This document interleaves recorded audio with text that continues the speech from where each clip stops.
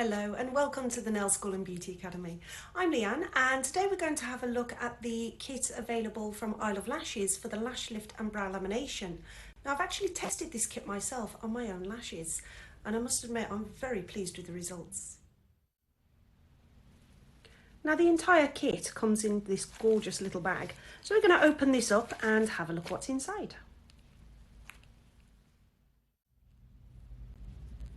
Now, as you can see, you get quite a lot in this little kit. It's amazing that all of this actually fits into that little bag, but it is literally what came out of it. So we're going to start off with the tools first. So here we have a spike tool for doing your lash lift. It's also great for lifting your lashes to test that they are actually developed before you apply your neutralizer, because the guidelines state between a certain amount of time. We're going to have a look at that in a second on the instructions. Now this is replacing the lifted range. It's now lift and go, and the only difference with this is that the development times are much less, but as for the product and how it works, it's exactly the same, it's just quicker. So the lift tool is fabulous and also essential for any lash lift. We also have these little combs. So on the one side here we've got a flat side, and here we have a slight comb. They've put several in the kit as well, which is fantastic, because while one is sitting in the barber side melting off any of the glue, they can then go into the UV cabinet. You can rotate these, which means that you don't have to keep on like using new ones all the time. They are sterilizable because they are hard plastic. Okay, these however are disposable. So with these micro applicators, you can use these to apply your product once you've actually lifted the lashes. In fact, these are also really good for holding those stubborn lashes down for troubleshooting as well. But there is something else in this kit that will help with that, and we'll go into that in a second. And these I apply my number 3 with, and then I give it to the client to take home so that they can play with their own lashes as well.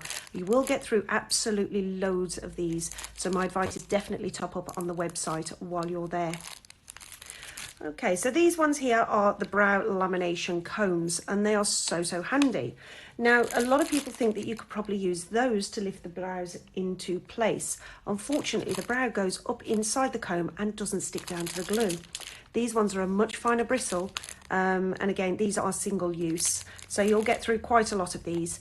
And these shorter bristle, and that will hold the brow down into the glue when positioning your eyebrows ready for the full lamination process.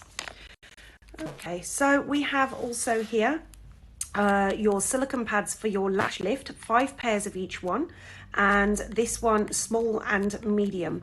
Now, it's not very often in all my years of doing lash lifts have I ever come across somebody that would require a large. I think I've probably done 2 clients in my entire history, but if they do require a large, you can put a medium on, because my advice is always go for the smallest pad, lift pad that you can, to get the biggest lift possible.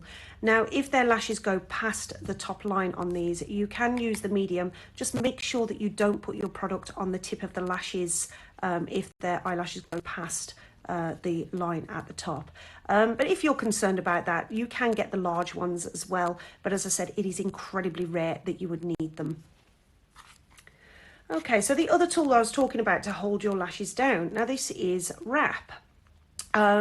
Basically it's film on a smaller roll, but invaluable. If you've got a client whose eyes keep blinking all the time, their lashes can sometimes release from the glue. Now this will also hold their lashes down into place, and to make sure that they process correctly and in the right position. If your client's lashes lift off the silicone forms, your lift will not work on those lashes that have lifted off, and you can end up with a separation on your lashes. So this is fabulous for holding down and keeping those lashes in place during the lift process. Okay, so there are guidelines here. On the one side we have the lash lift guidelines, and on the other side is the brow lamination. So this is all completely step by step. So you can see here the timings are down the bottom here, and the full process is written on there as well. Now, I don't recommend that you undertake a lash lift without the correct training, as perm solutions can be quite damaging when used near the eyes incorrectly. So always adhere to your training, but regarding your timings, obviously it depends on the brand that you're using. Now, most are around about 12 to 15 minutes, and the old lifted product from EyeLuv Lashes used to be the same. This particular product is much faster, reducing the service time so you can actually get more clients in during your day. So always have a read of these. Even if you've had training, always make sure that you read the manufacturer's guidelines before carrying out your first lift with this product.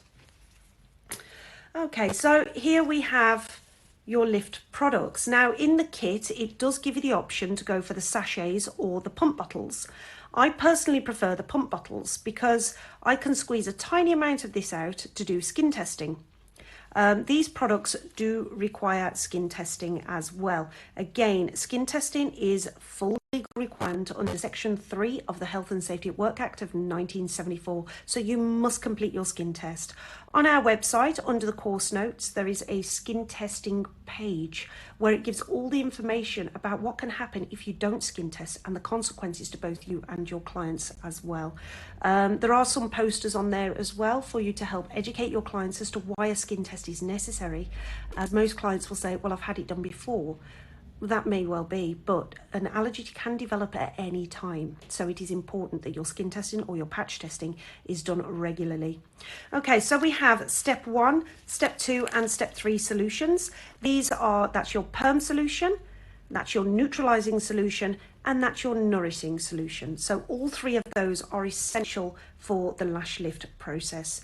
Now, as I mentioned, I prefer the pump bottles because I can squeeze a little bit out and then I can wait a week if I need to before I start using these again, and there's no chance of them going off. The products will still work because they are airtight within these containers. Also, you can see how much product there is. I've used sachets before, but I tend to find that I waste a lot of product because I don't always use it, or sometimes I need to open 2 sachets for a client, and other clients will just need half a sachet. So I do tend to find that I waste a lot of product with sachets. The bottles are definitely my favourite go-to. And this is your Lift and Go lifting adhesive. So this will hold the lashes and the brows into place. Now, this will dry out over time as you use it. And I see so many that will string it. When it starts going stringy, it will wrap that around here. Never do that. Always make sure your brush goes in to scrape off excess and then apply to your client. As soon as you've applied, put your lid back on and tighten that lid closed. The reason being, this will completely dry out in the bottle and you'll come to use it one day and there won't be any available to use. So my advice is, while you're putting the kit in your bag, add an extra bottle or 2 of the lifting glue because you will get through quite a bit of this as well. And all of these products are for use on lashes and brows, so they can be used for both. Right, looking at these record cards that we actually have. So we have Total Lash Lift Patch Test Record Card. So this is for when you do your skin testing on your client, and it can then be attached to your client record history as well. So the timings, if you found that you've had to adjust your timings, now you notice on here it said the timing is 8 to 10 minutes. So you would leave on for the minimum time to start with, then you would use your lift tool to see if the hair is going in the correct direction.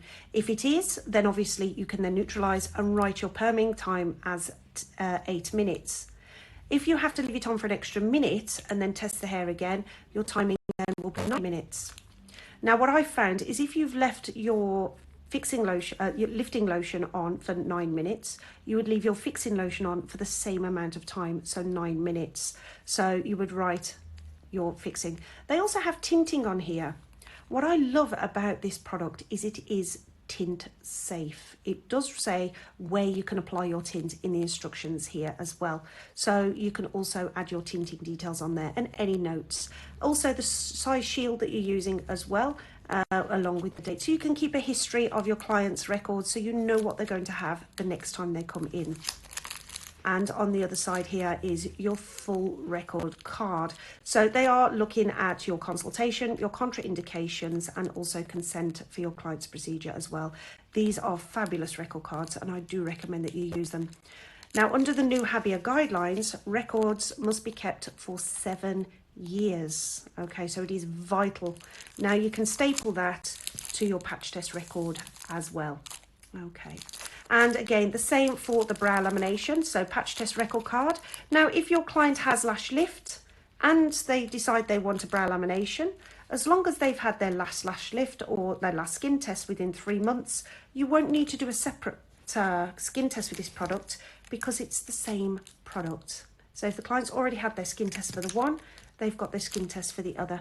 But it's still worth filling this out to say that it's for brow lamination and this one's for lash lift.